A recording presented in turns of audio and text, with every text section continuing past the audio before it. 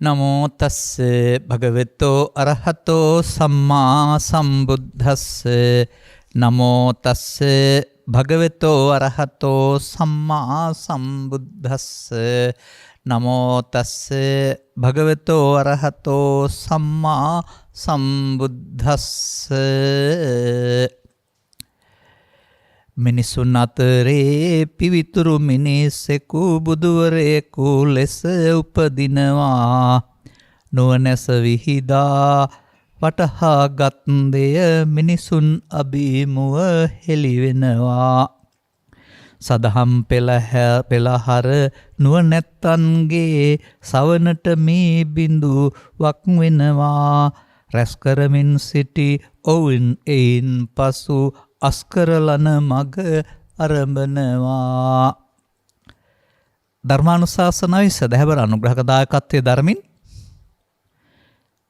ධර්ම දේශනාව පටිගත කිරීම සඳහා සහභාගී වෙන්නා වූ පින්වතුන් ප්‍රමුඛ කොට ඇති ධර්ම ශ්‍රවණාබිලාසී සදහැවර පින්වතුනි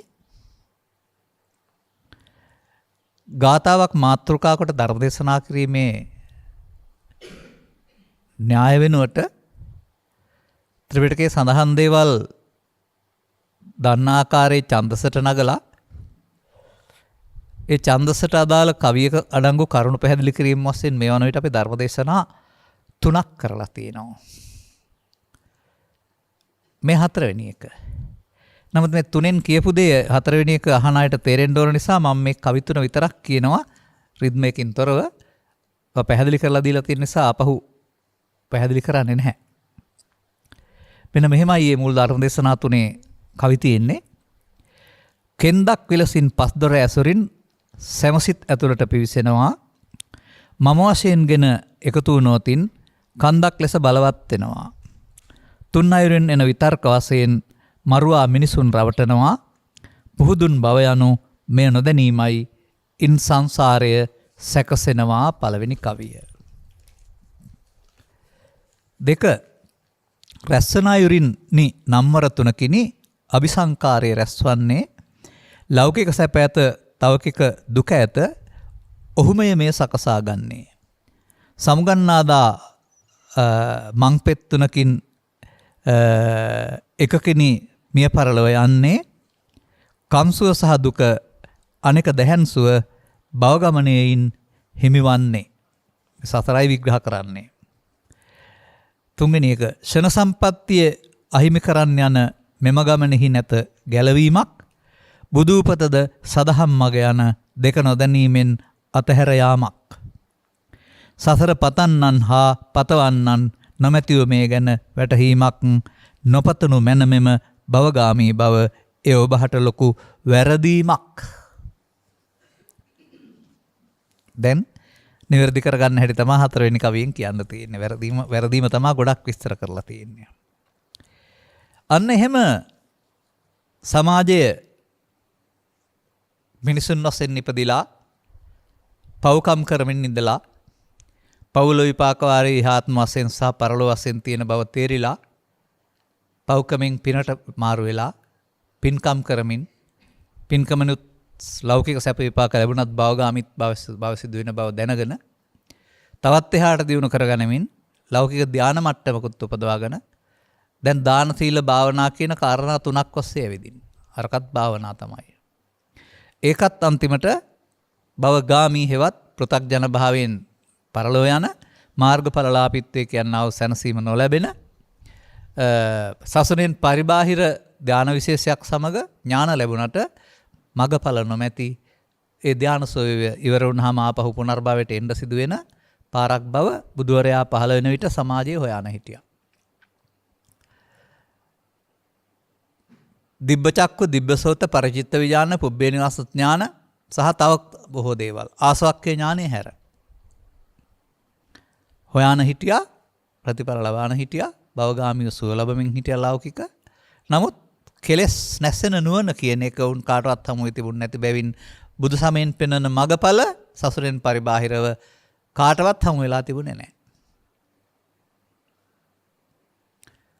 මෙන්න මේ කාලේ මෙහෙම මිනිසා යම් මට්ටමකට පරිණාමයෙන් දියුණු වෙලා එනකොට තමයි බෝධිසත්වයින් වහන්සේට ආරාධනාවක් හම්බ වෙන්නේ. කාලෝ අයන්තේ මහාවීර උප්පජ්ජං මාතුකුච්චියං සදේවකන් තාරායන්තෝ බුජ්ජස්ව අමතං පදං. ඒ තමයි ගාථාව තියෙන හැටි. මහාවීරයනේ මේ මෞකසක උපදින්න කාලයයි. දෙවියන් සර් ලෝකයා සසරින් ඈතර කිරීම සඳහා බුද්ධත්වයට පත් වෙන්න කියලා. අන්න අපි ඉගෙන ගත්ත ආකාරයට කාලයේ දීපයේ දේශයේ කුලේ මව් කියලා මම බලලා අහම්බෙන් නිකන් එන්නේ නැහැ. එහෙම බලපු නිසා තමයි අපාය අතහැරෙන්නේ. එහෙම බලපු නිසා තමයි දෙවියන් අතර ඉපදීම අතහැරෙන්නේ. එහෙම බලපු නිසා තමයි බමුණු අතර ඉපදීම අතහැරෙන්නේ. ඒවා ඉපදිලා මේ වැඩේ කරන්න බැරි නිසා. අනතුරුව මේ මිහිතලය තුලත් ජම්බුදීපය මධ්‍ය මණ්ඩලය අදාළ තැනකට මේ ප්‍රතිසන්දිය සම්බන්ධව ත්‍රිපිටකයේ තියෙන රහසක් තියෙනවා. මේ හැම දිනාටම තම තමන්ට කැමති ආකාරයෙන් ප්‍රතිසන්දි ලබන්න බෑ. නොදැන මිය ගොස් නොදැන මව් කුසේ සිට නොදැන බිහි වෙනවා කියලා එකක් පෙන්නනවා. නොදැන මිය ගොස් දැනගෙන මව් කුසේ සිට නොදැන බිහි වෙනවා කියලා පෙන්නනවා. දැනගෙන මිය ගොස් නොදැන මව් කුසේ සිට නොදැන බිහි වෙනවායි කියලා පෙන්නනවා. දැනගෙන මිය ගොස් දැනගෙන මව් කුසේ සිට දැනගෙන බිහි වෙනවායි කියලා පෙන්නනවා. ඒ හතරවෙනි එක තමයි බෝසත්වරුන්ට අදාළ වෙන්නේ. ඒක තමයි අර මව් එතනින් චුත වෙනවත් දන්නවා, මව් කුස තෝරා ගැනීමක් දන්නවා. එහෙම විග්‍රහ කරන්නට බුදු සමයේ සඳහන් මේ ප්‍රතිසන්දි ආකාර හතරේ ඇරුණාම ලෝකේ පවතින වෙනත් සමයන් වල පුනර්භවයක් පිළිගන්නේ නැති අම්මයි තාත්තයි එකතු වෙලා දරුවෙක් හදනවා. මෙහාට ආයන් පස්සේ ඔහුගේ ආත්මය සදාකාලික ස්වර්ගයට යන්න උගන්වනවා. කොහෙන් ආප්‍ය ආද කියන්න දන්නේ නැහැ. අම්මයි තාත්තයි එකතු වෙලා දරුවෙක් හදනවා කියලා තමයි කියන්නේ. ඉන් එහාට වෙන මොකුත් ඕනේ නැහැ කියලා. ඔවුන් උත්තර දෙන්නේ ආත්මය කොහෙන්ද ආවේ කියලා. ඒ වගේම ඔවුන්ට උත්තර දෙන්න බෑ එක එක සතු දරුවා සතු සහජ හැකියාවන් කොහෙන්ද ආවේ කියලා. රූප ලක්ෂණ නම් අම්මගෙන් හරි තාත්තගෙන් හරි සීයාගෙන් හරි කියන්න පුළුවන් නේ. නමුත් අපි මේ හදාarලා තියෙන කාරණා අනුවගත් කල දියවැඩියාව හැදිලා පරලොව ගිහින් මනුස්ස උපතයක් ලැබුවොත් එහෙම දියවැඩියාව නැමැති රෝගෙත් තරම් එනවා. තුවාල කැලලක් තියාගෙන පරලොස්සපත් වුණොත් එහෙම බරපතල තුවාල වේදනාවකින් ඊළඟ කලලේ මව් කුසක හැදුනොත් තුවාලයේ තිබිච්ච තැන කැලලකුත් තියෙනවා අදාළ තැන. පමණක් නෙමෙයි අපි හැමෝම දෙපා දෑත් සහිත අය යමෙක් රෝගී වෙනවා. තාමත් අපි අපේ සිත තුළ ඉන්නේ අපි අඩිය තියලා යන මිනිස්සෙක් වශයෙන් හිනෙන්. නමුත් මෙහෙම කෙනෙක් හදිසි අනතුරකටපත් වෙලා නොදැන සිහි නූර්තයක් කළා කකුල කැපුවොත් එහෙම ඔහු අවදි වෙනකොට කකුල නැති බව දන්නේ නැහැ. ඔහු වැටෙන්න යනවා. හේතුව ඔහු අඩිය තියන්නේ සිතේ තියෙන කකුල උදව් කරගෙන. දැන් සිතෙන් තව කකුල අයින් වෙලා නැහැ. වර්තමාන සමාජයේ ජීවත් වීමේ ආසාව තුළ දෙපා කපලත් ජීවත් වෙනවා. මට නම් පේනවා දෙපා කපලා ජීවත් වීම තුළ දැන් කකුල් නැති කෙනෙක් වශයෙන් තමයි පරලෝ යන්නේ. ඒක හිතට ආපුවම මේක බලපායිද කියලා මව් කුසේදී කකුල් නැතුව හෝ කොර වෙලා හැදෙන්න. ඒත් මැරෙනවා නම් කකුල් කපපමත් මැරෙනවා නම් කකුල තියාන මැරෙන එක ඊට වඩා හොඳයි කියලා මට හිතෙන්නේ. අර සිතෙන් අඩු කර ගන්නවට වඩා. මන්දයත් බුදු සමයේ උගන්වන පුනර්භව සංකල්පය තුළ සියල්ල අම්මගෙන් තාත්තගෙන් තීරණය වෙන්නේ නැහැ. ඒක නිකන් සිමෙන්ති වැලි වගේ කොටස. සිමෙන්ති වැලි එකතු කරුවාට ගල් හදන්න බෑනේ. මේ ගඩොලුයි සිමෙන්ති එකතු කරුවාට බාසුන් නැහැ කෙනෙක් එන්න වෙනවා. බාසුන් නැහැ තමයි මේක මිශ්‍ර කරලා ගයක් හදන්නේ. අන්න ඒ වගේ ධර්මයේ සඳහන් වෙනවා වඩුවා විසින් හදන ගෙය කියලා. එහෙනම් අර මෞකුස එකතු වෙන කාරණා දෙකට තුන්වැන්නාගේ පැමිණීම ගන්ධබ්බ පච්චපට්ඨිතෝ හෝති කියන එක ත්‍රිපිටකයේ සඳහන් වෙන කාරණයක්. අන්න මේ ක්‍රියාකලාපය අනුව තමයි ඔය තවත් කෙනෙකුට දෙවෙනි වෙන්නේ නැති ඒ අදාළ සමාජයේ පිළිගන්න මට්ටමකට අදාළ ඒ යුගයේ යන විට බ්‍රාහ්මණ ක්ෂත්‍රිය වෛශ්‍ය ශූද්‍ර කියන වංශ හතරක් තිබුණා. එතකොට ඔවුන්ගේ කාලක බ්‍රාහ්මණ බලවත් වෙනවා ක්ෂත්‍රියයන් බලවත් වෙනවා. අන ක්ෂත්‍රිය වංශේ උසස් වංශයක. ඒවත් එදා සමාජයේ බැලුවා. සැරුලෙක් වෙලා ඉඳලා බුදු වුණා නම් එහෙම ওই මිනිස්සයා සැරුලෙක්කින්ද සමාජ කරන්න හදනවා කියලා අනුන් පදයක් කියයි. නමුත් සමාන තැන් කරන්න හදන්නේ පහළ තැනක ඉඳලා නෙවෙයි ඉහළ තැනක ඉඳලා ඇවිදින්. එතකොට ඒක පිළිගන්න වෙනවා මිනිස්සෙයින්ට. අන්න ඒ විදිහට ගත්තම මේ මිනිස් සමාජය අතරේ ක්‍රමයෙන් පරිණාමී වෙන බුද්ධියක් තියෙනවා. ගින්දර සොයා ගැනීමෙන් සිට දියුණුවට අද දක්වා ආවා වගේ මේ මිනිස් වර්ගයා ගල් යුගයේ සිට දියුණු වෙලා එනකොට මේ ඔය වසර 2700කට පෙර ජමදිව ඉතිහාසය කියන්නේ මේ බඳු මිනිසන්ගේ සිත දියුණු මට්ටමකට ආපු. විතරක් නෙමෙයි වුන් දන්න ශාස්ත්‍රය තුළ මේ යුගයේ බුදුවරයෙක් පහළ වෙනවා කියන අදහසකුත් තිබුණා. ඒ නිසාම මේ අධ්‍යාත්මික ගමන් මගේ ගියායේ බුදුවරු 6 දෙනෙක් හිටියයි කියලා. මම් බුදු කියලා බුදු කියාගත් අය දෙන 6 දෙනෙක් හිටියා කියලා සඳහන් කරනවානේ සත්‍ශාස්ත්‍රෝ කියලා. ඒ මිනිසාගේ මේ බුද්ධි පරිණාමයේ උපරිමයට ළඟා වී තිබෙන යුගයක් ඒ. ඒ නිසා තමයි අර හැමෝම මහන්සි වුණේ බුදුවරයෙක් පහළ වෙන නිසා. නමුත් මහන්සි වුණාට හරියන්නේ නැහැ. යම් ආකාරයේ දිනු කරගත්ත පුරුදු තිබුණ නිසා යම් කාරව හමු වුණාට ඒ සඳහා දිනු කළා වූ බොහෝ කල් පුරුදු කළා වූ ධර්මයේ සඳහන් පරිදි නම් බුද්ධකාරක ධර්ම සම්පූර්ණ කළා වූ ඊළඟ බුදුවරයා ඒ කාලයට ඊට නියමිත කෙනා තමයි මේ පිවිතුරු මිනිසෙක්. දඹදීපය තුළ උභයකුල පාරිශුද්ධයේ පැත්තෙන් ගන්න පුළුවනි. සංසාරික වශයෙන් ගත් කල බොහෝ කල් දාන සීල ආදී දේවල් ගුණ ධර්මයන් පිරුම් වශයෙන් දිනුනා වූ ඒවා නිසාම ශරීරය තුළ හැදුනා වූ දෙතිස් මහා පුරුෂ ලක්ෂණ සහිත පුරුෂයෙක්. මේවා සේරමත් විපාක. ඒ දෙතිස් මහා පුරුෂ ලක්ෂණ කියලා කියන්නේත් අර මම කියන්නන්නේ අනතුරකින් මිය ගියාම ඒ තුවාල කැලල ආයෙ උපදිනවා. උපදිනකොට කැලල හිටිනවා. අන්න ඒ වගේ අර පුරුෂ ලක්ෂණ ඔක්කොමත් සංසාරිකව බෝධිසත්වයෙක් කරුගේ ලක්ෂණ. ඒවා බුදුවරයෙකුගේ පුරුෂ ලක්ෂණ නෙමෙයි මතක තියාගන්න. බෝධිසත්වයෙකුගේ. බුදුවරයෙකුට තියෙන පුරුෂ ලක්ෂණ වෙනයි. නමුත් බෝධිසත්වයෙක් සතු දෙතිස් මහා පුරුෂ ලක්ෂණ කියලා බහලා තියෙන මේ ශරීරයේ පවතින විශේෂ අර මහා පුරුෂයෙකුගේ ලක්ෂණ කියන්නේ. අන්න ඒක තමයි මම මේ කතා කරන්නේ. පිවිතුරු මිනිසෙක්.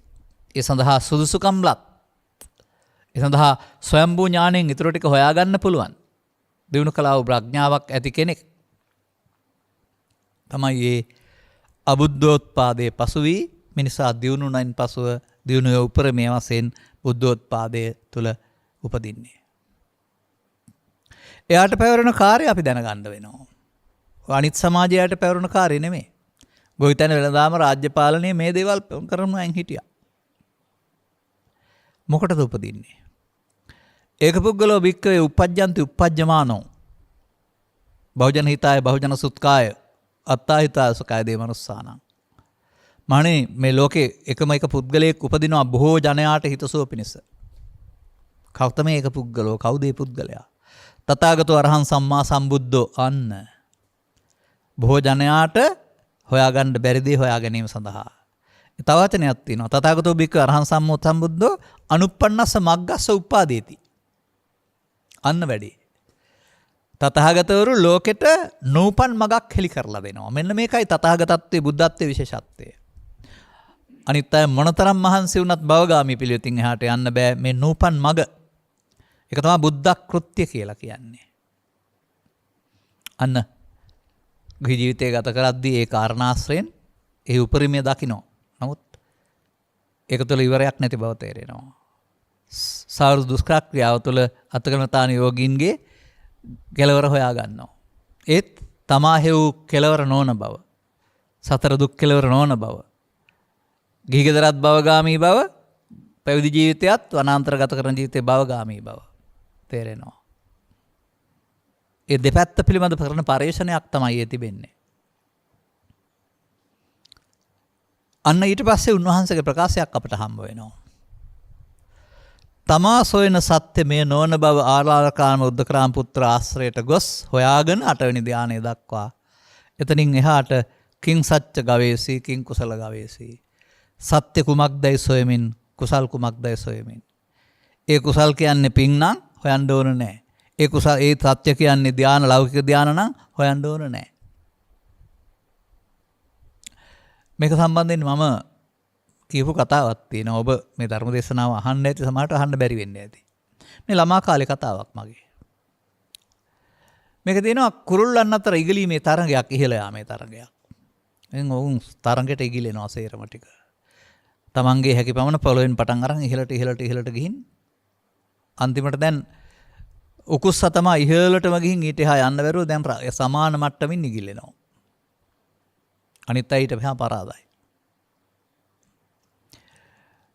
උපක්‍රමශීලී පුංචි සතෙක් හිටියා කුරුල්ලාගේ උකුස් මේ තටු අස්සේ හැංගිලා. පුංචි කුරුල්ලෙක්. ඔහු එතනින් පටන් ගත්තා ඉගිල්ලෙන්ට. ඒ නිසා උකුස්සා පෙරදුනා. අර පුංචි කුරුල්ලා ඉහළ ගියයි කියලා මේ කතාවේ මං අහලා තියෙන්නේ. අන්න වගේ යාහැකි දුර, පවෙන් යාහැකි දුර, පිනින් යාහැකි දුර, ධානෙන් යාහැකි දුර ඒ සංසාරේ සැරිසරපු සත්වයින්ගේ. ඊට එහා කොටසනේ මේ භව නිරෝධගාමීත්වය කියන්නේ. එම මග හොයා ගැනීමමයි බුද්ධකාරක ධර්ම. එම මග හොයා ගැනීමයි බුද්ධත්වය. එම මග හොයා ගැනීමයි බුදුරෙකේ පහළ වීම. අනේකයි අපි බුද්ධෝත්පාදයක මිනිසුන් වශයෙන් නිපදුනහම බුදුමහණ බහන්න හම්බ වෙනවා කියන එකේ තේරුම නිකන් කයි කතන්දර අහනවා කියන එක නෙවෙයි. පිනපව දෙක තේරුම් අරගෙන පවෙන් මිදී පින් කරනවා කියන එකත් නෙවෙයි. භවගාමීත්වයේ තේරුම් අරගෙන භවගාමී ප්‍රතිපදාව තුළ ඉන්නා වූ අයට භව නිරෝධගාමී ප්‍රතිපදාව බුදුවරයෙකුගෙන් හමු වෙනවා. ත්‍රිපිටකේ එහෙම නැතිද? තිබෙනවා. සතතාගතෝ භව නිරෝධාය ධම්මං දේශේති. අර උකුස්සගේ මට්ටමින් එහා පැත්තට ගිල්ලෙච්ච කුරුල්ලා වගේ භව ගාමිත්වයේ රූපී අරූපී බඹතල දක්වා එතනින් එහා පැත්තට කොටස තමයි භව නිරෝධාය ධම්මං දේශේති. ඒ තමයි බුදුවරුන්ගේ රහස. ඔන්න ඔය විදිහට අපිට මේ පළවෙනි කවිපදය තුල බුදුවරයා පිළිබඳව ටිකක් කතා කරන්න පුළුවන්. නූපන් මග උපදවන. ඒ මග කියන්නේ පාරක් නෙමෙයි. තාර පාරක් හරි බොරළු පාරක් හරි නෙමෙයි. මාර්ග වශයෙන් ගත් කල කර්ම මාර්ග, ධර්ම මාර්ග. කර්ම මාර්ගය, පාප මාර්ගය, පුණ්‍ය මාර්ගය, ධාන මාර්ගය වශයෙන් තුනකට බෙදිලා හොයාගෙන ඉඳලා තියෙනවා. නූපන් මග එක නෙමෙයි එහෙනම්. භවගාමී මග වෙනුවට භව නිරෝධී ගාමී මග. කර්ම මාර්ගය වෙනුවට ධර්ම මාර්ගය. අන අපි වාසනාවන්ත වෙන්නේ අර මග ඔක්කොමත් ළමාජේ තියෙනවා. කර්ම මාර්ගයක් තියෙනවා, පාප පුණ්‍ය ධාන මාර්ගයක් තියෙනවා. නමුත් අපි වාසනාවන්ත වෙන්නේ බුදුරයා හෙළි කර වදාලා වූ ධර්ම මාර්ගයේ තේරුම් ගන්න තරමට අපේ මෙරු බුද්ධිය නැත්නම් මේ යුගයේ උපත ලැබීමේ වාසනාව ප්‍රයෝජන ගන්න පුළුවන් කමක් ඇති අය බවට පත් වෙනවා. වාසනාවකට අපිට මේ දේවල් කියනකොට තේරුම් ගන්න පුළුවන්. තනින් හොයන්න බැරි වුණාට. අන බුදුරයා මොකද කරන්නේ? නුවණැස විහිදා වටහා ගද්දය මිනිසුන් අභිමුව හෙළි වෙනවා.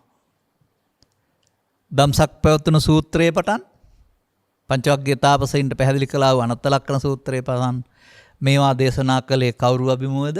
මිනිසුන් අභිමුව. කොහෙන් ගත්ත දේවල්ද? පොතකින් ගත්ත දේවල්ද? තාත්තගෙන් ඉගෙන ගත්ත දේවල්ද? නෑ, ස්වයම්බූ ඥාණයෙන්. අන්න විශේෂත්වය. තමන් අනුගමනය කරලා ප්‍රතිඵල ලබා ගත්තා වූ දේ ප්‍රතිඵල ලබා ගන්න හැටි මට විතරක් නෙමේකම අනිත්යටත් පුළුවන් කියලා උන්වහන්සේට තේරෙනවා. එතකොට සොයා ගැනීම උන්වහන්සේ වුණාට අනුගමනය කිරීම උන්වහන්සේට පමණක් නෙවෙයි, අන්න පඤ්ඤාවන්තස්ස අයං ධම්මෝ. ඒ කොටස තමයි ඔය ප්‍රඥාවන්තින් සඳහා පමණයි මේ ධම කියලා කියන්නේ. බුදුවරයෙක් ලොවට පහළ වෙන්නේ කුමටදැයි යන්න ඔබ මෙතනින් තේරුම් ගන්න. පාප මාර්ගයෙන් වෙන් කරන්න පමණක් නෙවෙයි, පුණ්‍ය මාර්ගය යොදන්න පමණක් නෙවෙයි. ඒවා අම්මලත් කරනවා, තාත්තලත් කරනවා, ගුරුවරුත් කරනවා. තව අනාන්තරගත වුණොත් සසුනේ පැවිද්ද වශයෙන් හිටියත් කමක් නැහැ. ඉඳමින් අර ධාන මාර්ගයත් පුරුදු කරනවා. කෙලෙස් යටපත් කරනවා.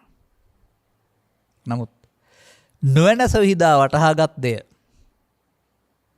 මිනිසුන් අභිමුව හෙළිවන්නේ භවගාමී ප්‍රතිපදාවක් වශයෙන්ද, පුණ්‍ය මාර්ගයේ වශයෙන්ද වෙන්න බෑ.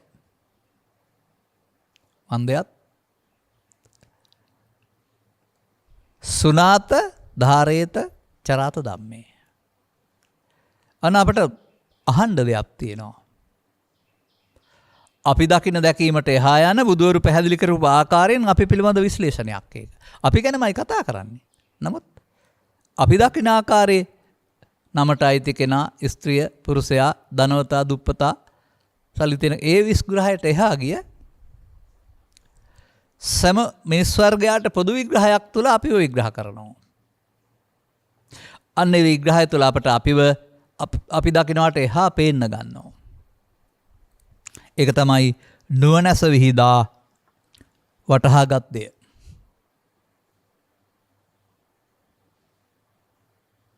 එය කාමසුකල්ලිකාන යෝගයේ පස්දොර පිනවීම වෙන්න බෑ.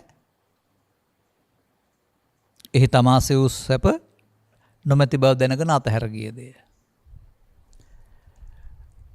8 වෙනි ධානය දක්වා තිබෙනා වූ ඥාන සහිත කොටස ඒක වෙන්න බෑ. ඒක අතහැර ගිය බැවින් ඒක තවත් අන්තයක්. අත්හල යුතු අන්ත දෙක. අත්හල යුතු අන්ත දෙක කියන එකේ තේරුම ගෙදර ඉන්න නැතුව කැලේට යන්න ඕනේ, කැලේ ඉන්න නැතුව මැද්දට එන්න ඕනේ කියන එක නෙවෙයි. එහෙම තමයි සමහර අය කල්පනා. කාමසුකල්ලිකාන යෝගයේ ගෙදර තියෙනවා. එහෙනම් ගෙදර අතාරින්න ඕන. අත්ක්‍රමතාන යෝගයේ කැලේ තියෙනවා. කන්න බොන්න නැතුව ඉන්න වෙනවා. එහෙම මේ දෙක අතරමැද තැනක් කියලා තමයි කල්පනා කරන්නේ. නැහැ. මේ පෙන්වන්නේ ඒක ඊට වඩා වෙනස් දෙයක්. මේ එකක් ඉන්ද්‍රයන්ගෙන් ගන්නා වූ සැපතයි නිවන් සැපත කියලා කතා කරනවා. මිනිස්සු අද කරන්නේ ඒක තමයි. කාලය, ධනය, ශ්‍රමය කැප කරලා වෛද්‍ය විද්‍යාව දියුණු කරගෙන තව අනිකුත් දේවල් අරගෙන මේ ඉන්ද්‍රියෙන් පහෙන් ගන්නා වූ සැප විඳීම සඳහා ලෝකෙ ඔක්කොම සකස් කරනවා. විඳිනවා. නමුත් පරාජය වී ජීවිත අවසානයේ සියල්ල දමා අකමැත්තෙන් දුකෙන් පරලෝ යන සිද්ධ වෙනවා. ටිකයි විඳින්න හම්බෙන්නේ, සම්පූර්ණ වෙන්නේ නැහැ. ඒක නැවත නැවතත් හොයන එක. ළමා කාලපටන් මහලු මිය යනතුරුම නැවත නැවතත් හොයන එකට තමයි අනුയോഗ කියන්නේ. නැවත නැවතත් යෙදීම. කෑම හරි, බීම හරි, රූප හරි, ශබ්ද හරි, ගන්ධ හරි, ආස්වාදයක් හරි නැවත නැවත කොතරම් අර සුරාපානස්ස භික්කවේ නාති තිත්ති කියලා තියෙන තිත්ති සූත්‍රේ. බොන්න පුරුදුණයි කියලා හිතන්න. බීවා. ඒ වලට ඇති වාගේ. හෙට හැන්දෑවට ආයෙත් පිපාසය නැත්තම් ඕනකම එනවා. ඒ නිසා බුදුන් වහන්සේ වදාරනවා බීලා කවදාවත් ඇති වෙන්නේ නැහැ. සිංහල තේරුම මම ඒ කිව්වේ. මත්පැන් බොන්නාට නත්ති තිත්ති තෘප්තියක් නමක බන්න හම්බ වෙන්නේ නැහැ. තවත් කාරණා තුනක් තියෙනවා ඒකේ අද මෙතෙන්ට අදාළ නැහැ. අන්න ඒ වගේ මේ අරමුණු රසය විඳින සැපත වේදිත සුවය කාටවත් කවදාවත් ඇති උනේ ඉවර උනේ නැහැ. ඊට එහායින් හම්බ වෙනවා. ඊට එහායින් හොයනවා. මට මතකයි හරි ලස්සන උදාහරණයක් තියෙනවා මගේ ළඟ. ඔය මේ බස් රථෙන් ගමන් යන තරුණ කාලේ රීදුරු මහත්මයා පිටිපස්සේ පළවෙනි ආසනේනේ අපි වාඩි වෙන්නේ. දැන් මේ රීදුරු මහත්මයාගේ හිසට නැත්තම් දෙපැත්තෙන් පාර බලන් යනකොට මේ සමතලා කරන ලද නැත්තම් කාපට් පාරේ කිලෝමීටර් කාලක් භාගයක් අතර දුරින් වතුර පේනවා. ඒ හරියට යනකොට වතුර නෑ, තව ටිකක් ඈතින් පේනවා. ඒ වැහලා නෙවෙයි. ඒ අර ඡායාව ඇහැට වැටෙන හැටි. අර මිරිගෝ කියන වචنين පෙන්වන්නේ යන්නේ ඒකයි. ඒ සමතලාපලේ තව කොච්චර එහාට ගියත් ඈතින් පේන ඇරුණ හම්බ වෙන්නේ නැහැ. ඒ මිරිගුව. යන්න ඈතට යනවා. අන්න ඒ වගේ මේ වේදිත සුඛේ ඇති වෙන්නේ නැහැ. ඊට එහා එකට හොයන්න හිතනවා. ඒක ඉවරයක් නැහැ. මොකද ඒක හටගත්තට වින්දට නැති වෙන බැවින්. අර මත්පැන් වෙන පුද්ගලයා අදත් බීලා හෙටත් බීලා අනිද්දත් බීලා එහෙම ගියාම මොකද වෙන්නේ? එක්කෝ අග්මාව සවුත් වෙලා යනවා නැත්නම් අකුඩු දෙක සවුත් වෙලා යනවා. දැන් අන්න හොයලා හම්බුණ දේ අන්තිමට. අවුරුදු 60ක් 70ක් 100ක් ජීවත් වෙන්න හිටපු එක 15කින් විතර ඉන්ද්‍රිය කට්ලේ දුර්වල වෙන නිසා යන්න වුණා. හම්බුනේ නෑනේ. අන්න ඒ වගේ අරමුණු රසයේ විඳලා ඇති වුණ කෙනෙක් ලෝකේ නෑ. හෙලිකල දහමේ පවතිනවා. කාමසුකල්ලිකාන යෝගෝ දුක්ඛෝ හීනෝ ගම්මෝ පුතුක්ජනකෝ අනරියෝ අනත්ත සංහිතෝ. අන්න හෙලිකල දේ. අනාර්යයි, අනාර්ථ සහිතයි, භවගාමී. ඒක තේරුණා. ඊට එහා පාරක් හෙව්වා කැලේට ගිහින්. එයත් මැදුම් පිළිවෙත නෙමෙයි. අන්න ඒ අර निराහාරව සිටීම, නැත්නම් සමාජයේ මුණ ගැසී නොසිටීම, නැත්නම් නාරිලතා මලක් දිසවත් නොබලා සිටීම, ආහාරයෙන් ශරීරය කෙසඟ කර ගැනීම, එක අරමුණක් තුළ හිත තබා ගැනීම, අනිකට මුණ නොදී මේ වගේ කාරණා. තමා තවන කියන්නේ ඒකයි. මේ තමා තවන කියන පදේ ගැටලුවක් තියෙනවා. ඒ තමා කියන්නේ කයද? එහෙම තමයි අපේ අය හිතන්නේ. නෑ. කයට නෙමෙයි තමා කියන්නේ. අත්තානං චේපි අංජන්නා තමාට තමා ප්‍රිය නම්. අත්ත ආත්ම කියන ස්වභාවය තවන්න වෙනවා. එමනම් එතන කරන්නේ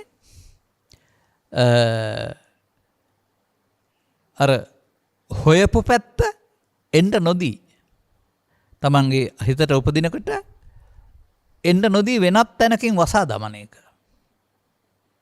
ඕක මට එපා මට මේ සංසුන් සුවය හොඳයි කියලා. අන්නේ විදිහට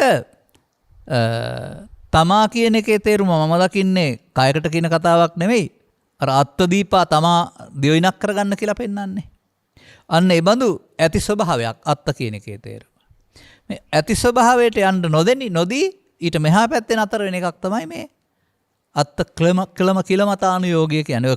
කිලමතානු කියන වචනේ තේරෙනවා ක්ලමත අනුයෝග. අනුයෝග නැවත නැවතත් දෙදීම නැත්නම් ක්ලමත කියන එකේ තේරුම නිකන් සිහි විකල් කිරීම කලන්තේ දාලා වැටෙන ස්වභාවය වගේ අඩපණ කිරීම කියන එක.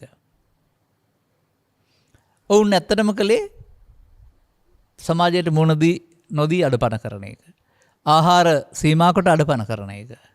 ඒ විදිහට අර ඒව අඩු වුණාමත් කෙනෙකුට එච්චර දඟකාරකමක් කැළමිලි ස්වභාවයක් නැහැ. ඉන්න පුළුවන් දවස් දෙකක් තුනක් කැලේට වෙලා නැත්තම් සංසොන්ව. ඒ යටපත් කිරීම සංසුන් කිරීමේ ප්‍රතිඵලය තමයි වුන්ට අර ඥාන සහ ධාන හම්බ වෙන්නේ. එතකොට වුන් රැවටෙනවා ඒවට. කාමාරමුණ යටපත් කරනකොට අරව උපදිනකොට ඒව මහ ලොකු දේවල් කියලා හිතාන ඒව ඔස්සේ යනවා. ඒ අත්දැකීම ලබන බෝධිසත්වයන් වහන්සේ ද්වේමේ බික්ක යන්තා පබ්බජිතේන සේවිතබ්බා. දුක් ගෙවන මගේ යන කෙනෙක් නැත්තම් මේ අන්ත දෙකේ අනුගමනය කරලා හරියන්නේ නැහැ. අඳුන් වලින් නෙමෙයි පෙන්වන්නේ අනුගමනීය ප්‍රතිපදාවේ ගිහින් හරියන්නේ නැහැ කියන එක. අනේ ඒක තමයි අපි මෙතන පැහැදිලි කරන්නේ. නුවණැස විහිදා වටහා ගද්දය මිනිසුන් අභිමුවේ හෙළි වෙන්නේ කොහොමද? මිනිසුන්ට පේනවා මව කුසින් බිහිවුණ පුද්ගලයෙක් මැරෙන කල්ම ඉන්නවා. එයා ස්ත්‍රිය, එයා පුරුෂයා වශයෙන් නම් කරනු ලබනවා. ඒ මිනිසුන්ට පේන හැටි. නමුත් තථාගතයන් වහන්සේ ඒ පුද්ගලයා හෙවත් මම නෑ කියලා හැම ත්‍රිපිටකයේ දේශනා කරන්නේ නෑ. අපේ අයට වැරදිලා තියෙන්නේ මෙතන තමයි. අපේ අය මේ ශාරීරික කොටස් 32කට බෙදලා ඒකේ මම නෑ කියන්න තමයි දන්නේ. බුදුරජාණන් වහන්සේ මමත්වය කියන්නේ ශාරීරික කොටස් 32කේ මම නැති එක නෙවෙයි. මමත්වෙන් ගැනීම වෙන එකක්. ඒක ශරීරයට සම්බන්ධ කතාවක් නෙවෙයි. ඇසේ කනේ නාසයේ දිවේ කයේ උපදින අරමුණකදී අරමුණක් සමග ඇලීමෙන් ගැටීමෙන් මුලාවෙන් ඇති වුනහම ඒ අරමුණයි මමත්වයෙන් ගන්නෙ. ඒතන් මම කියන්නේ ඒ මගේ කියන අර්ථය ඒ ශරීරය මගේ කියන එක නෙවෙයි. ඒතවහන් අස්මින් කියන්නේ ඒ මම මගේ කියන්නේ ශරීරය මගේ කියන එක නෙවෙයි. ඒසෝ මේ අත්තා ඒ මගේ ආත්මය කියන්නේ ශරීරය මගේ ආත්මය කියන එක නෙවෙයි. ඒ මොහොතට ආවා වූ රූපේ, ශබ්දේ, ගන්ධේ, රසේ, ස්පර්ශේ, පවපින ධානයේ, ලෝභය, දේශේ, මෝහය ඒවා තමයි එය. අන්නේ ඕනෑම දෙයක් සමග ඇලීමෙන් ගැටීමෙන් එය මම. අන්න එහෙම ඒක පැහැදිලි කරගන්න ඕන. නැතුව කවදාවත් මේ සමාජයේ මිනිස්සු ඒ දෙයකට මේක මගේ, මේක මම, මේක මගේ ආත්ම කියලා ගත්තාම මේ ලෝකේ හොයාගන්න හම්බ වෙන්නේ නැහැ. ඒ නිසා ඒක තේරුම් ගන්න ඕනේ මේ ආසක්ත වීම හේවත් ඇලීම මුලාව ගැටීම මුලාව තමයි මමත්වෙන් ගැනීම කියලා පෙන්වන්නේ. මඤ්ඤමානය.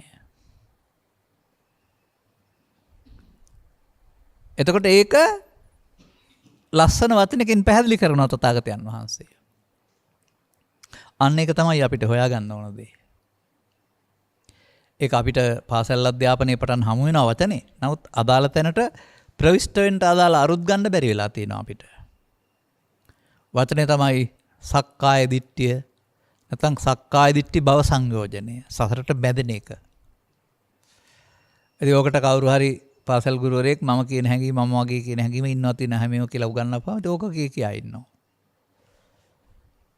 ඉන්හාට ඔවුන් මේ සක්කාය හෝ දිට්ටි හොයන්නේ නැහැ. අදටත් සමාජයට බහුතරයකට සක්කාය හෝ සක්කාය දිට්ටි පිළිබඳ වැටහීමක් නැහැ කියන්න දන්නවරනවා වචනේ. අන්න බුදුරජාණන් වහන්සේලාගේ කියන්නේ මේ සක්කාය දිට්ඨියට බැඳීම වෙනුවට සක්කාය දිට්ඨිය කැඩීමක් උගන්වනවා. අන්න අර කාමසුකල්ලිකාන යෝගය තුල අරමුණු සක්කාය දිට්ඨිය බැඳෙමින් කම්සුව වින්දා.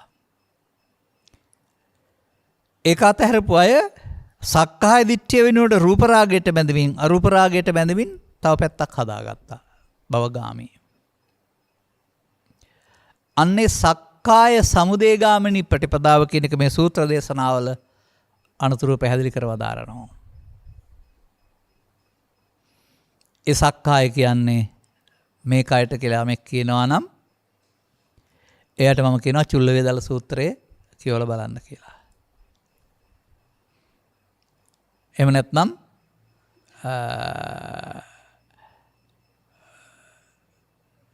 තවත් එබඳු සූත්‍ර සඳහන් වෙනවා. එහි සක්කාය පිළිබඳ විවරණය අපි මෙතෙන්ට ගනිමු. මේ එලි කර දහම තෝරා ගන්න ඕන නිසා.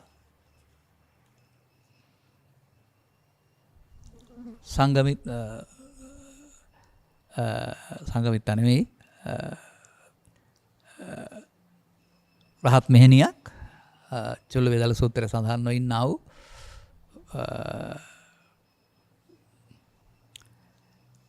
පැවිදි වී සදහම් තේරුම් අරගෙන ගමට ආපු කෙනෙක්. ඇගේ ගිහි කල ස්වාමි පුරුෂයා ඈ පිළිබඳව විශ්වාස කළේ නැහැ මෙහෙම ඇවිදින් ඉන්නවයි කියලා. ගෙදර එන්න හිතලා ආසාවෙන් වෙ ඉන්නේ ලැජ්ජාවේ මකට වෙලා කියලා හිතාන ඈ පිළිබඳ පරීක්ෂණයක් පවත්වනවා. අන්න ඒකේ විසාක සිටුවරයයි ධම්මදින්නාවයි වචන දෙක එහෙමයි ගන්න ඕන. ඒකේ විසාක සිටුවරයාගේ ප්‍රශ්නේ හොඳට හදාරන්න. ආර්යාවනි සක්කාය කියලා කියනවා කොපමණකින්ද සක්කාය කියලා කියන්නේ. අන්න අපේ රටේ ඉන්න අය කියන අර්ථය තමයි බොහෝ දෙනෙක් හිතන්නේ. සක්කාය කියන්නේ මේකයි. එහෙම නෑ ඒකේ. ඒකේ සඳහන් කරනවා උපාදානයට හේතු වෙන්නා වූ ස්කන්ධ පහට සක්කාය. ස්කන්ධ පහ කියන්නේ කය. ස්කන්ධ පහට නමක් සක්කාය. ස්කන්ධ පහට එන දේ මමත්වයෙන් ගැනීම සක්කාය දිට්ඨිය. එතකොට සක්කාය දිට්ඨිය කය නෙමෙයි තියෙන්නේ අරමුණ මමත්වයෙන් ගැනීමනේ. අන්න ඒක තේරුම් ගන්න බැරිකම තමයි ඔය හෙලි කළ දහම වරද්දා ගැනීම කියලා පෙන්වන්නේ. ස්කන්ධ පහව තේරුම් ගන්න ඕන නම් සත්තට්ඨාන කුසල සූත්‍රයෙන් ගත්තාම කය කියලා කියන්නේ පැහැදිලිව පෙන්නනවා මිනිසාට ඇහැ කන නාසය දිව කය දොරවල් හයක් තියෙනවා. දොරවල් හයෙන් ගන්න අරමුණු නිසා අරමුණු වල වේදනා හයක් සංඥා හයක් සංකාර හයක් විඥාන හයක් පහළ වෙනවායි කියලා. ඒ නිසා ස්කන්ධ පහළ වෙන්නේ පස්දරේ අරමුණු රස විඳින්න යාමෙන් කියන එක පිළිබඳ ගලපා ගත්තාම සක්කාය කියන්නේ මේකයි කියන මිත්‍යා සංකල්පයෙන් මිදෙන්න පුළුවන් කෙනෙකුට. දැන් එතකොට ජීවිතේටම සක්කාය දිට්ඨිය මෙතන එක සැරයක් නෙමෙයි. අරමුණේ ඇලෙන ඕනෑම මොහොතක සක්කාය දිට්ඨිය. පංචස්කන්ධය මමත්වෙන් ගත්තාම පංච උපාදානස්කන්ධය වෙනවා. පංච උපාදානස්කන්ධය නැසෙන්නේ සසරට උපදින්න හේතුවක් තියලා. අන්නේ සසර උපදින්න හේතුවක් තියෙන එකට කියනවා සංයෝජනය කියලා. පළවෙනි සංයෝජනය. ආන අපිට හොයාගන්න පුළුවන් රාත්තකලිමතාන යෝගේ හරි කාමසිකාලිකාන යෝගේ හරි ඕක විස්තර කරන්නේ නැහැ. උන්වහන්සේ සත්‍යය පවෙන් සක්කාය දිට්ඨියට බැඳෙන හැටි පිනෙන් සක්කාය දිට්ඨියට බැඳෙන හැටි ධානයෙන් සක්කාය දිට්ඨියට මේකට කියන්නේ රූප රාගයට හෝ අරූප රාගයට බැඳෙන හැටි ඔහු තුලින් පෙන්වා දෙනවා.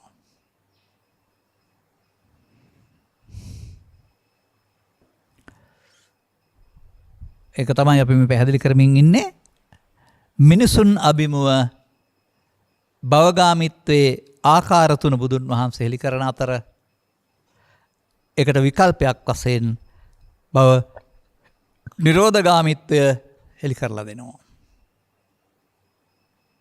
අන්න එක තමයි බුදුවරයාගෙන් ගන්න තියෙන මඟ. වත්මන් සමාජයේ බැලුවම අපට භව නිරෝධගාමී මාර්ගයට තිත තියලා ඒක වසා දමලා භවගාමී මාර්ගයේ හොඳ එකක් තෝරන සසර යන්න බුද්ධ ආගම හදලා තියෙනවා. ගැලපෙන්නේ නැත්තේ සා තථාගතෝ භව නිරෝධාය ධම්මං දේසේති. එහෙම පදයක් තියෙන නිසා අර අදහස ගැලපෙන්නේ නැහැ. තථාගතවරු භව නිරෝධය පිණිසමයි ධර්ම දේශනා කරන්නේ. ඒක තමයි ඔය නුවණැස විහිදා හෙළි කළ දේ. දැන් ඔබට අධ්‍යාපනය ලබා දෙන්න මවට පුළුවනි. ජීවත් කරවන්න පියාට පුළුවනි. ගුරුවරයාට පුළුවනි ඔබට යමක් ලබා දෙන්න. නමුත් මේ භවගාමිත්වය ඔබ හදාගත්තේ භව නිරෝධ කරන්න ඔබ වෙනුවෙන් කාටවත් බෑ. මොකද මේ වැරදීම තම තමන්ට අදාළ පෞද්ගලික දෙයක්. නිවැරදි කර ගැනීම තමන් විසින්ම කරන්න ඕන දෙයක්. එනිසා සක්කාය සමුදය ගාමිනී ප්‍රතිපදාව බුදුහාමුදුරෝ දේශනා කළේ නෑ. මිනිසුන් කරමින් හිටපු නිසා ඒක පෙන්නවා. මෙන්න ඔබලා සසරේ අවදින් හැටි. එතෙන්ට උන්වහන්සේ විකල්පයක් යෝජනා කළා සක්කාය නිරෝධ ගාමිනී ප්‍රතිපදාව. සංයෝජනයෙන් එක වෙනකොට සංයෝජනයෙන් සසරට බැඳෙන එක වෙනකොට සංයෝජනයෙන් සසර මිදෙන ප්‍රතිපදාව. ඒක නුවණැස විහිදා හෙළි කළ දේ. බුදුවරයෙක් පහළ නොවන සමාජයේ මේ තුන් දේවල් එකතු කරගෙන පවත්වන්න පුළුවනි. මෙතනින් එහා පැත්තට යන්න පුළුවනි. සංසාරයේ කාම රූප අරූප භවත්‍රය ඇවිදින්නත් පුළුවනි. ආයෙත් මෙහෙනකොට බුදුවරයා හෙළිකන දහම නැත්නම් ආයෙත් අර අபிසංකාර රැස් කළා යන්න ඇරුණාම අබුද්ධෝත්පාදයක සදහම් හමු නොවන තැනක මිදෙන මග හමු වෙන්නේ නැහැ. ඔය ඔබමා ඇතුළු අපේ මුතුන් මිත්තන්ට අවුරුදු 700ක් තිස්සේ අපිම වෙන්න පුළුවන් මේ පාරම්පරික වශයෙන් ඉන්න ඇත්තෙත් ඩීටි වශයෙන් සක්කාය සමුදය ගාමිනී ප්‍රතිපදාව වැරුණාම නිරෝධ ගාමිනී ප්‍රතිපදාව ලැබිලා තිබුණේ නැහැ. දානෙත් දුන්නා සිරුර රැක්ක භාවනාත් කළා උපසම්පදාවත් වුණා. හැබැයි සක්කාය සමුදය ගාමිනී ප්‍රතිපදාව තුල ඇරුණාම නිරෝධ ගාමිනී ප්‍රතිපදාව හමුුනේ නැහැ. අනෝබට මේක වැටහෙන්න වෙනවා. දැන් මේ සංඋදය එක්ක හට ගැනීම. එතනම අවසන් කිරීම. එක්ක හට ගැනීමේදී අනාගත ඵල හදන බැවින් සංයෝජනයමින් සතරක් හදනවා. සතර හදන තැනම සතර නිමා කරන්නේ කෙසේද?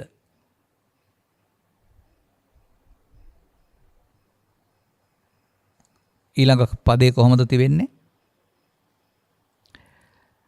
සදහම් පෙළහර නුවණැත්තන්ගේ සවනට මී බිඳුවක් වෙනවා. සාමාන්‍යයෙන් එක ගම්බද ව්‍යවහාරයේ තියෙන නිසායි මම එහෙම ගත්තේ. නැත්තම් සවනට මී බිඳු කියන එක මට නම් තේරෙන්නේ දිවට මී බිඳු යරනවා සවනට මී බිඳු දැනෙන්නේ නැහැ. කනට පැණිමක් කරවයි කියලා හදාිනවයි. නමුත් ඒකෙන් කියන්න හදන්නේ මිහිරි කියන එක. ඒ නිසා එහෙමම ගත්තේ.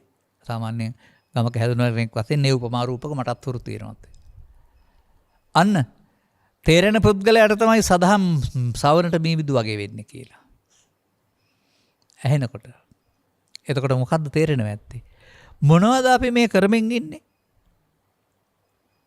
කොයි දේ කළත් භවගාමී සසර හදනවා. විපාක තිබුණාට පුණ්‍ය විපාකේ, විපාක තිබුණාට පාප විපාකේ, පාප විපාකේ පුණ්‍ය විපාකේ දෙකේම අටලොදහමේ කම්පාව නැමැති මේ ලෝකෙ සිද්ධින් සමග ඇති වෙන දැවීම් තැවීම් සියල්ල බාර ගන්න වෙනවා.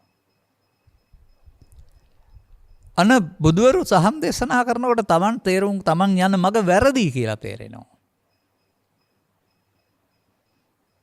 එහෙනම් ඔබ තුලින් ඔබ සක්කාය සමුදය ගාමිනී ප්‍රතිපදාව තේරුම් අරන සක්කාය සමුදය ගාමිනී ප්‍රතිපදාව වැරදි කියලා තේරුම් ගන්න වෙනවා. ඒ සමුදය ගාමිනී ප්‍රතිපදාව වෙනුවට ඒ මොහොතම නිරෝධ ගාමිනී ප්‍රතිපදාවට යන්න බුදුහාමුදුරුවෝ අදාළ පරිදි අපිට ටික ටික අපේ ඇතුළට ලං වෙන්න වෙනවා. අපේ ඇතුළත ක්‍රියාවලියට ලං වෙන්න වෙනවා. සාමාන්‍යයෙන් ඔය පුද්ගලයේ ජීවත් වෙනකොට ඇතුළත ක්‍රියාවලිය ගැන බලන්නේ නැහනේ. කනවා බොනවා යනවා එනවා පොල් කඩනවා හානවා පොරු ගන්නවා වශයෙන් බාහිර ක්‍රියාවක් කරනවා ඇරුණාම මේවා ඇස කන නාසය දිව කය සිත මුල් කරගෙන සිදුවන ක්‍රියා කියලා එතනින් බලන්නේ නැහැ. පිටට ආවෙන් පස්සේ නම් තියනවා ඇරුණාම. නමුත් මුලින් ගත්තාම මනෝපුබ්බංගම ධම්මා කය වචන නෙමෙයි මුල් වෙන්නේ මනස. අන්න එතනින් තමයි බුදුන් වහන්සේ මේක බලන්න උගන්වන්නේ. ජීවිතේ මේකක් වශයෙන් බලන්න කියලා උගන්වන්නේ නැහැ. දැන් කෙරෙන කටයුත්ත කොහෙන්ද කෙරෙන්නේ? ඒකෙදි මොකද වෙන්නේ? දැන් කෙරෙන කටයුත්ත ඕනෑම කෙනෙකුට සබසූත්‍රයේ පෙන්වා තිබෙනවා. ඇසත් රූපයත්, කනත් ශබ්දයත්, නාසයත් ගන්ධයත්, දිවත් රසත්, කයත් පහතත්, හිතත් අරමුණුත් මේ හයෙන් එකයි. ඔන්න සබ්බ නැත්තම් සියල්ල. මේකත් එක්කලා එකතු වෙන එක.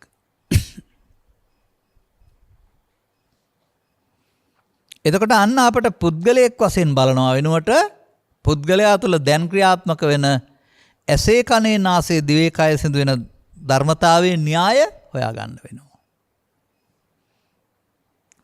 ඇයි හොයාගන්න වෙන්නේ?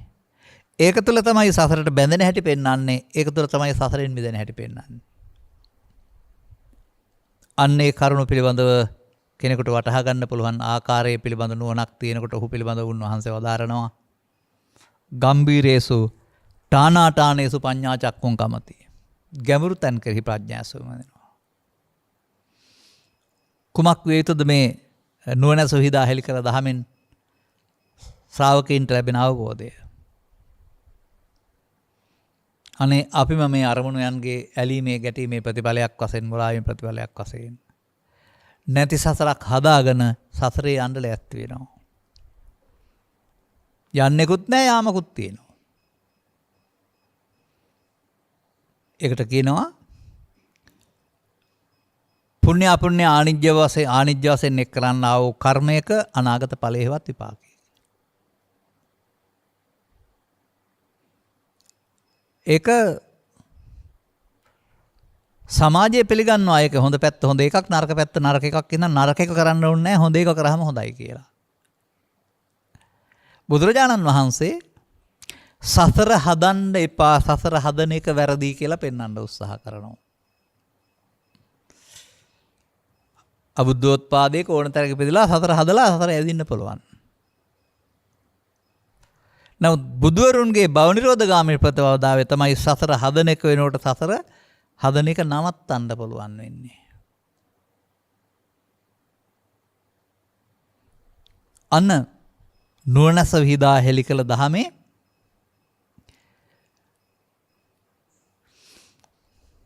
කරුණු දෙකක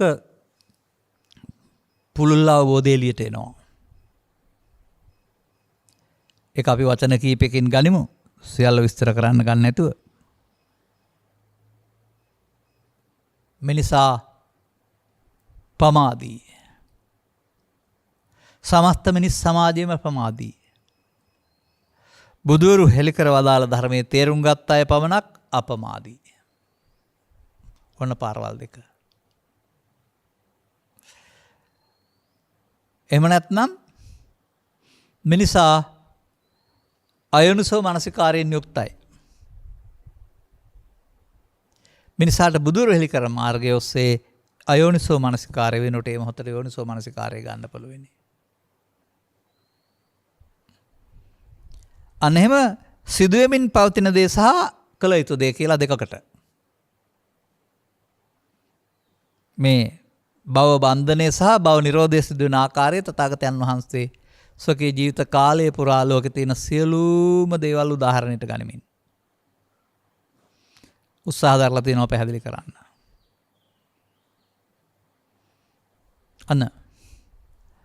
අන්න ඒක අහන්න හම්බ වෙන එක තමයි අර සවනට මී බිඳු බඳු වෙනවා කියලා කියන්නේ. ඒක අපි පෙර දිනක කර දේශනාවක් වශයෙන් ගත්තොත් එහෙම ඒක විස්තර කරන්න ගන්න නැතුව වචන දෙකක් වශයෙන් ගනිමු. වෙන පැත්තකින් අද අපි ගනිමු ඒක. ඒ උදුන් වහන්සේ වදාළ පමාද විහෙරණය සක්කාය සමිදගාමිනී ප්‍රතිපදාව නැත්තම් සසරට බැඳෙන එක තථාගතයන් වහන්සේ කොහොමද පෙන්වලා තිබෙන්නේ? අපි ළඟ සිදුවන ක්‍රියාවක් වශයෙන් මේ මොහොතේ මේ අරමුණු රස විඳින්නට යාමෙන් අරමුණු රසය විඳීම වෙනුවට තවදුරටත් අරමුණු රස විඳීමේ ඕනකමක් ඉදිරියට තබමින් මේ මොහොත නැති වුණාට අනාගත ඵලයකට හේතු ඉතුරු කරමින් යන ගමන අවශේෂ නිරෝධය. තමන් පවොස්සේ පිනොස්සේ ධානොස්සේ අවශේෂ නිරෝධයේ යෙදමින් ඉන්න බව ධර්මශ්‍රවණය කරන ඕනෑ කෙනෙකුට තේරුම් ගන්න පුළුවනි නම් මොකද අපි මේ කරන්නේ කියන එක තේරෙනවා. අවශේෂයෙන් නිරෝධ කරන මොහොත නිරවශේෂයෙන් නිරෝධ කරන්න පුළුවන් බව සඳහා ඊට වීරිය කළ යුතු බව. එඳා සතියක් භාවිතා කරන්න ඕන බව තමයි අර සවනට මී බිඳු කියන පදයෙන් සදහම් පෙළහරක් බවට පත් වෙන්නේ. ඒ වචනේ තේරුම් ගන්න. පෙළහර. ප්‍රාතිහාර්ය පාටිහාර්ය කියන වචන පාවිච්චි කරනවා. අදටත් වෙනත් ආගම් සහ බෞද්ධ ආගමේ සද්ධම පාටිහාරියට තැනක් නැහැ. වෙන මොනවා හරි අద్භූත දේවල් වශයෙන් පෙන්වනවා ඒක තමයි පාටිහාරිය කියලා පෙන්වන්නේ.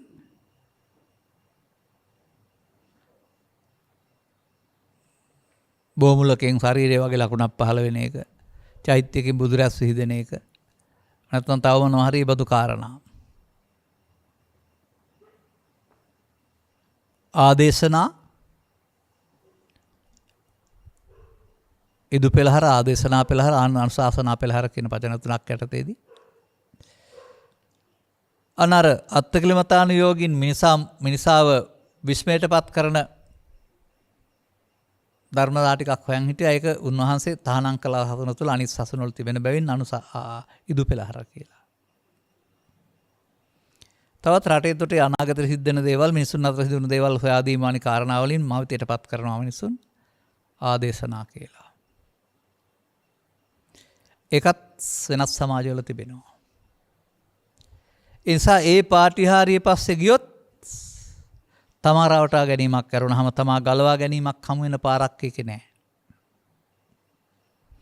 ඒ නිසා බුදු සමය තුළ වැදගත්ම වන්නේ අනුශාසනා පෙළහර. ඒතං බුද්ධානං ශාසනං බුදුරුන්ගේ නිර්දේශය. ගත යුතු මඟ පැහැදිලි කිරීම කියන අර්ථය ගත්තාම හරියකට අනුශාසනා පෙළහර. අනන්ත වාරයක් සසරේ බැඳමින් නැවදින් මේ ජීවිතයේ සසරේ බැඳමින් නැවදින් භවගාමී වෙලා ගැලවෙන්න බැරි විදිහට පෘථග්ජන පුද්ගලයෙක් වශයෙන් යන්න හදාන තිබෙනවා. දැන් අපට මේ සවනට මීවිදු හම්බ වෙලා නේ තියෙන්නේ. අපි දැන් මොනවා කරන අයද? අන්න එතන තමයි සමාජයේ වරද්දන තියෙන්නේ. සමහර තරුණ අයට ඕවා කරලා හරියන්නේ නැහැ, හම්බ කරලා හරියන්නේ නැහැ, කැලේට එන්න කියලා මහාන කරනවා. ඒකලු අතහැරීම කියලා කියන්නේ. අස් කරනවා කියලා. වද පිට ගෙවල් දොරවල් හරකබාන මේ සියලු දේවල් ටික අතහැරලා යන එක අතහැරීම කියලා සමාජය පිළිගන්නවා. එහෙම ගියාපුවම ඒ වෙනුවෙන් කන්න බොන්න අදින්න තව කවුරු හරි මහන්සි වෙන්න වෙනවා. එහෙම ගියාම ඒ සඳහා තියෙන්නේ වනාන්තරගත වුණා සඳහා නැත්තම් විතරයි. නමුත් බහුජන හිතාය බහුජන සුඛාය අත්තා හිතාය සුඛාය දේමනුස්සානම් පදයෙන් පෙන්වන්නේ පැවිද්දන් සඳහා පවණයි, ආරණ්‍යගත වෙන සඳහා පවණයි, පිරිමින් සඳහා පවණයි කියලා නෙමෙයි. බොහෝ ජනයාත හිතසුව පිණිස.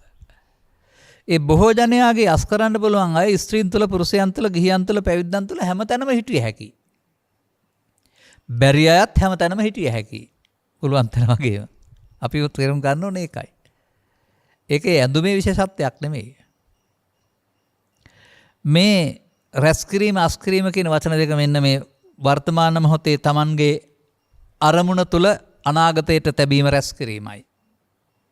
නැත්නම් අවශේෂ නිරෝධය, නැත්නම් කර්ම රැස්කිරීම. කර්ම රැස් කරපුවාම විපාක වශයෙන් අනාගතයට යන්න සිද්ධ වෙනවා. සසර ගමන කෙලවර කරන්න නම් අනාගතයට හේතු තියලා බෑ. ගොයන් ගහ පැවුනහම ගොයන් ගහ මේ පුච්චලා දාලා ගියාට කරල පැවුනහම ඊළඟ කන්නට පැලවෙනවා.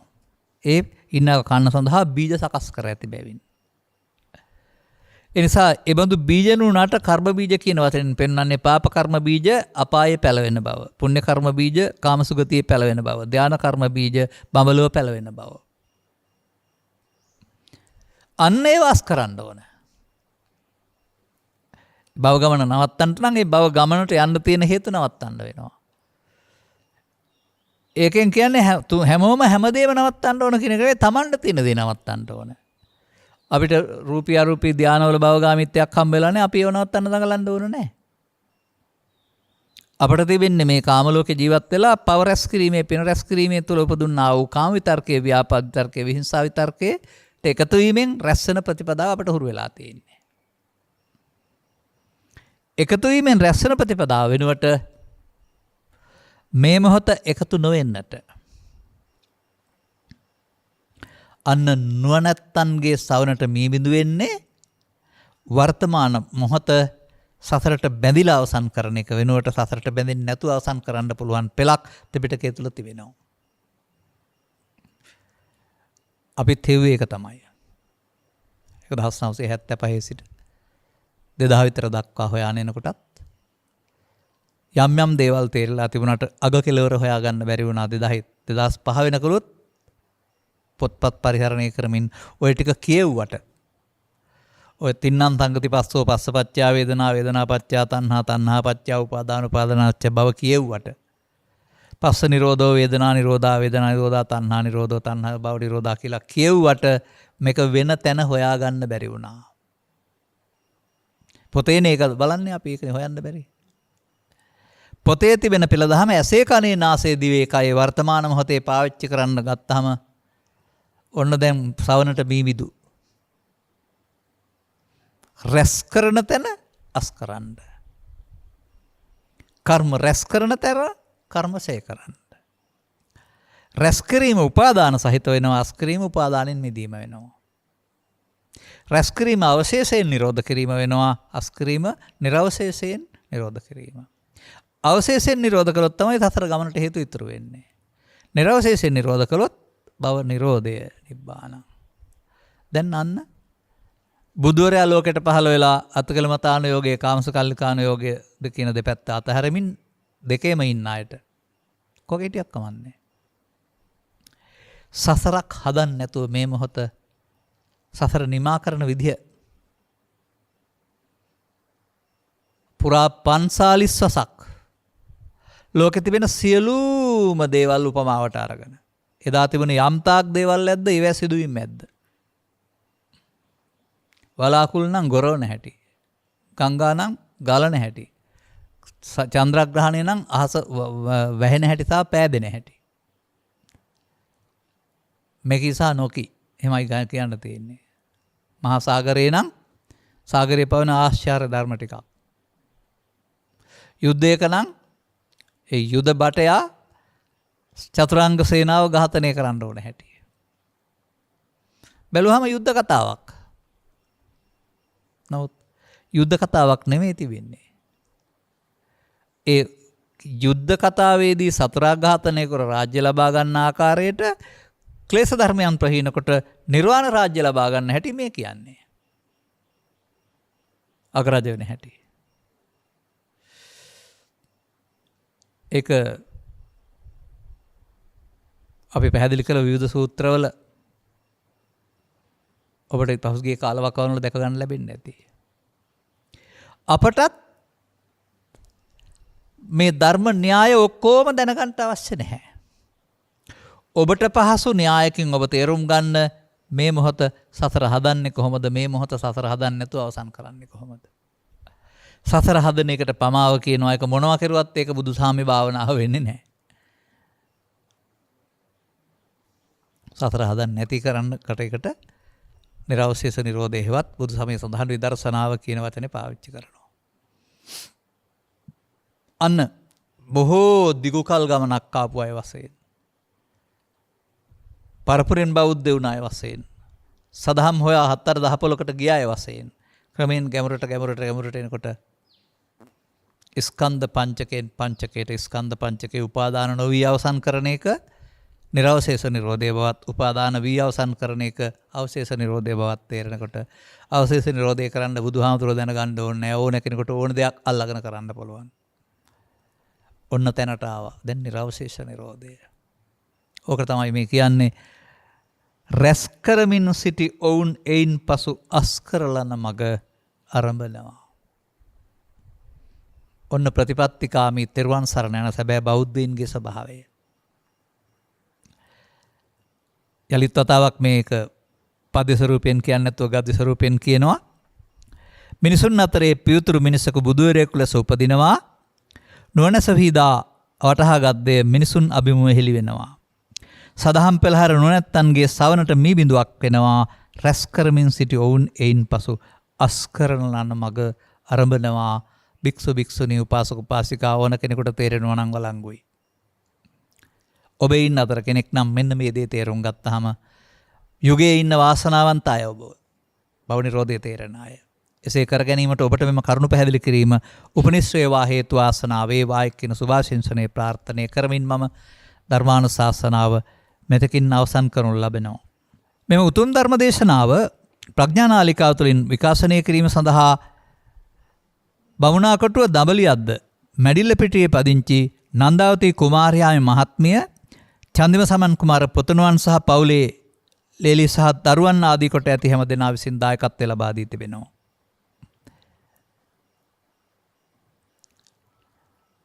උතුම් වූ ධර්ම දාණයෙන් ජනිත වන්නා වූ මහා පුණ්‍ය ශක්තිය මිට අවුරුදු 5කට පෙර 2017 අප්‍රේල් මාස 30 වන දින පරලෝසපත් වන්නට යෙදුනා වූ විශ්‍රාමලත් පාඨශාලාචාර්ය බී.එම්. ගුණතිලක මහතාට උපහාරයක් පිණිස වේවා අවශ්‍ය පින් බලාපොරොත්තු වෙනක උත්පත්ති ලබා ඇත්තම් ඒක දුක් සහිත ස්ථානයක් නම් ඒ දුකින් මිදීමට මේ පුණ්‍යානුමෝදනාව හේතු වාසනා වේවා.